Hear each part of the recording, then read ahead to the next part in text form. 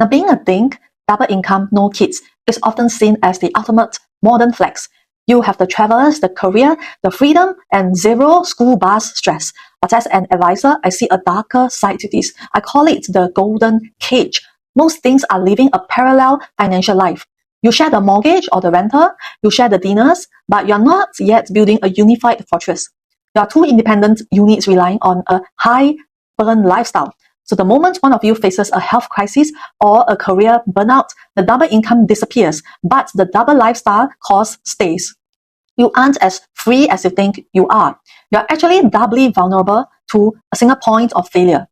In a traditional family, children are the reason to save money. For things, you need a different reason, absolute autonomy. If your partner gets sick today, can you maintain the same apartment, the same travel frequency, or does your lifestyle collapse? Most things realize too late that their freedom is built on the assumption that both people will always be high earners. Now, in the 2026 economy, that could be a dangerous bet. You need to move from sharing expenses to owning the future.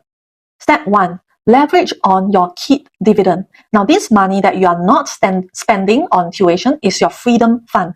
Don't just let it sit in a joint account. Use this money to build an early exit vault. This is like a private annuity or a high yield, high interest structure that can replace one person's income entirely within 10 to 15 years. Now, the goal is not just to be rich, it's to ensure that if one of you wants to quit, pivot, or retire early, the other isn't left carrying the entire golden cage alone. Step 2, address the elephant in the room, aging without heirs. Now, traditional families rely on children for logistical care. As things, you need to buy that logistics now. You need this critical care firewall. This is not just basic insurance. It's a structure that provides a massive lump sum specifically for private nursing and luxury elder care. You are not just buying medical help. You are buying the autonomy, which is the choice to never be a burden to your partner and never have to rely on our current system in our country. Think life is only a flex if you can actually own your time. Now, if you are both working 60 hours a week just to maintain a lifestyle, you would lose if one of you stopped working. That's not exactly freedom. That's a job.